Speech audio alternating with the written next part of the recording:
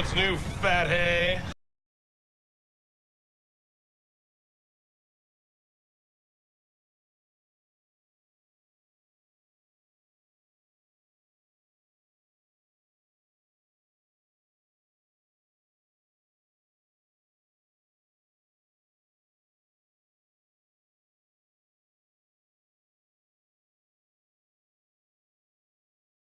With representatives of Mattel, including, can you all go ahead and state your name, please? Yep, Danielle McLaughlin in marketing.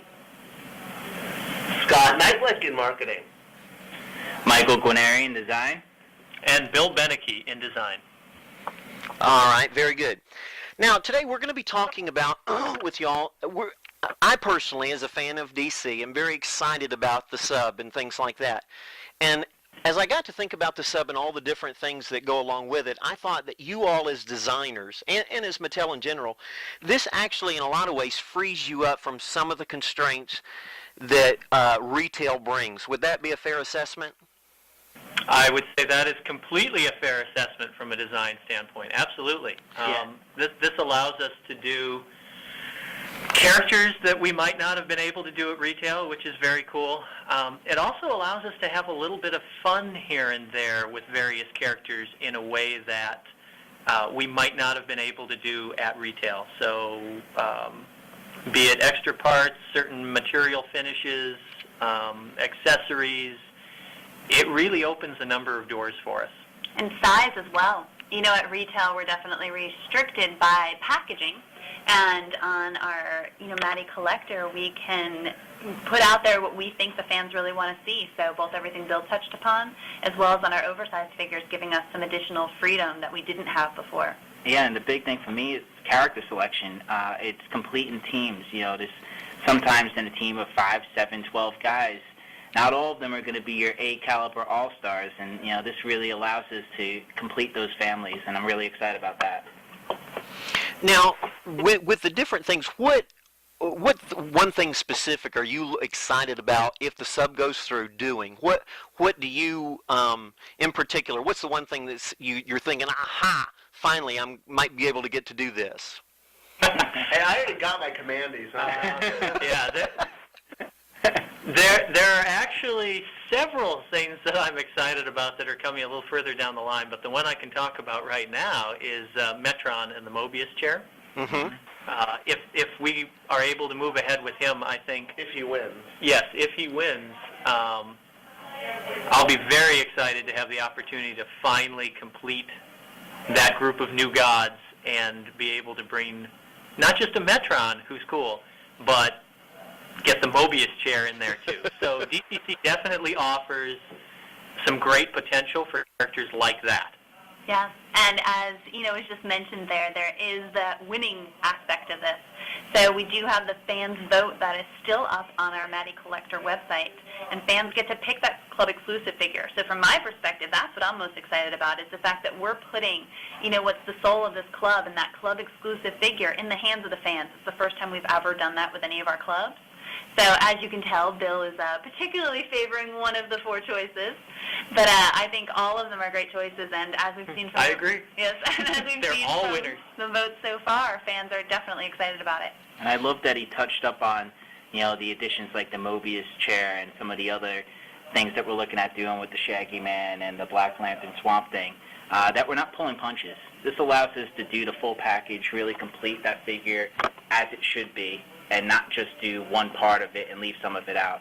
So. Mm-hmm. Yeah, we're really seeing this as a chance, as an opportunity to offer figures that will not be considered placeholders in the fans' collection. Mm-hmm. This is the ultimate version of whoever we do, and it won't be, oh well, it was nice, but they didn't get the Mobius chair, so I'll wait till one day they can figure out a way to do that. Yeah. These are not placeholders. These are going to give us an opportunity to create ultimate versions. Yep. So kind of bring the quintessential character to the forefront. That exactly.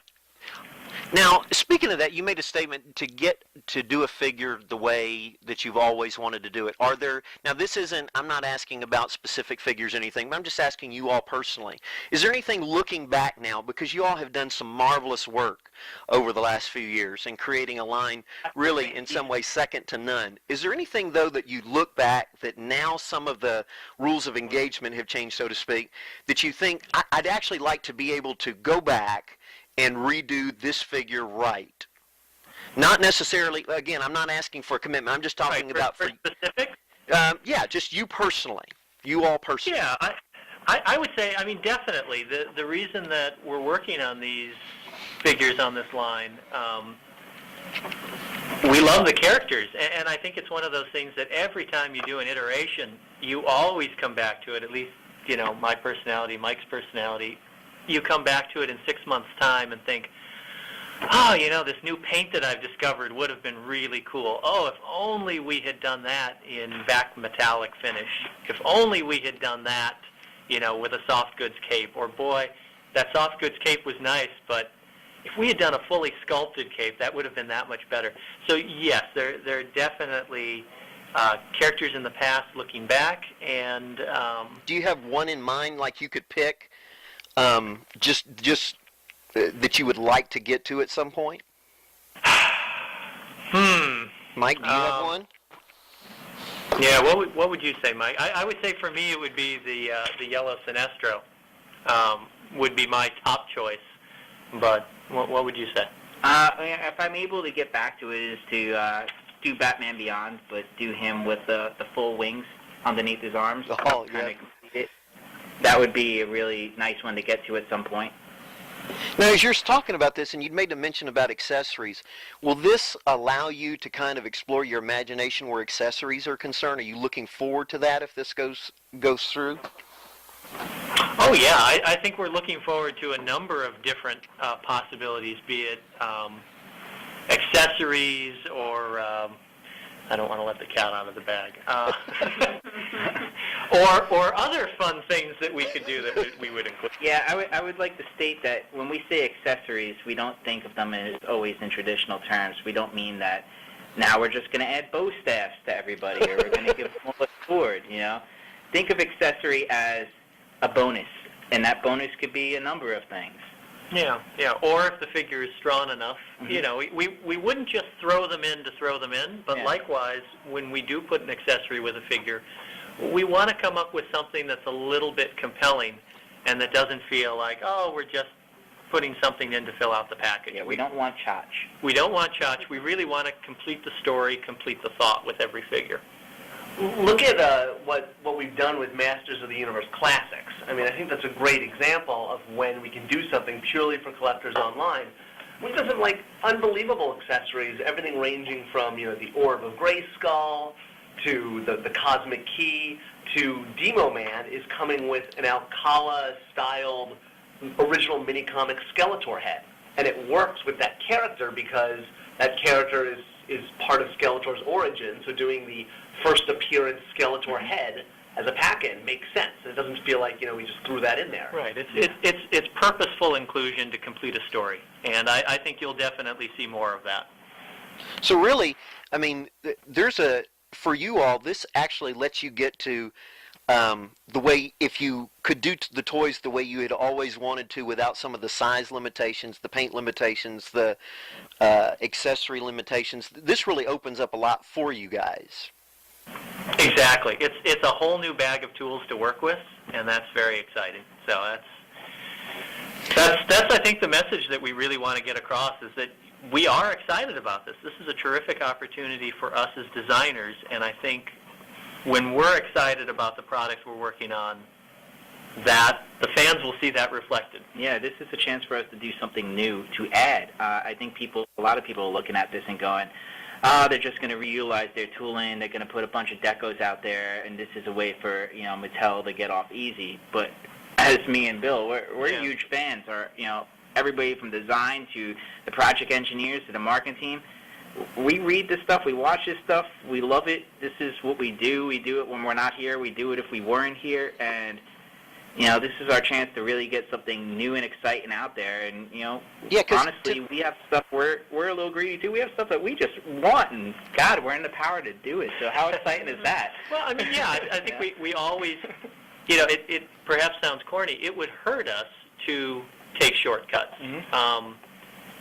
We were able to sneak Bronze Tiger in with 2 heads Right. and a bunch of weapons. We got both Missy masks for Hawkman because it felt like that needed to be completed.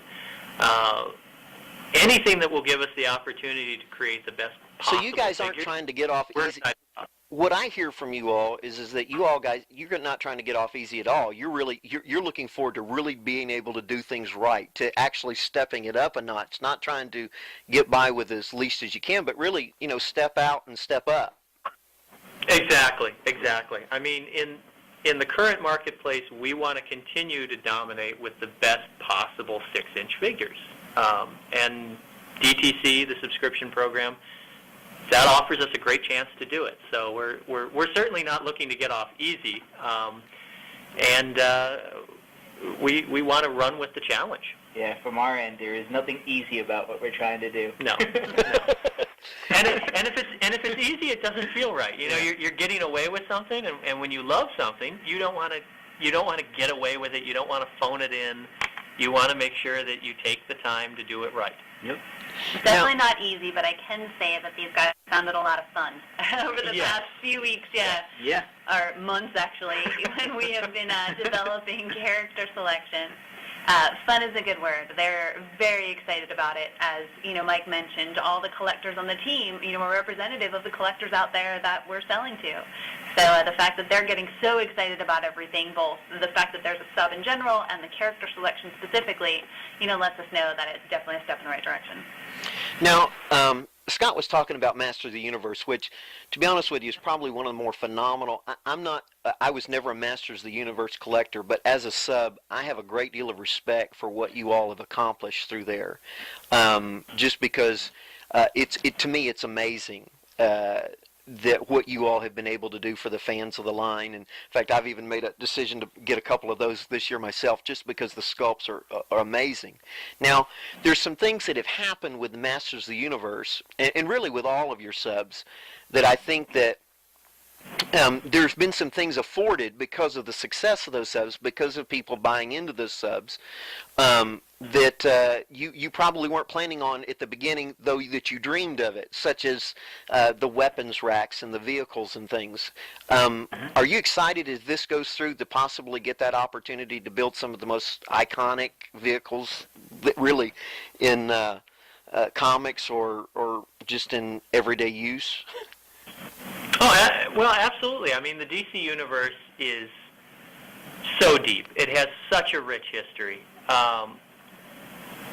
There's so much that I don't want to keep harping on the Mobius chair, but that's an excellent example of something that we've talked about, where we've gone back and forth for a couple of years now about how can you create this piece that's integral to the character and to his representation, but is a bit of a challenge at retail.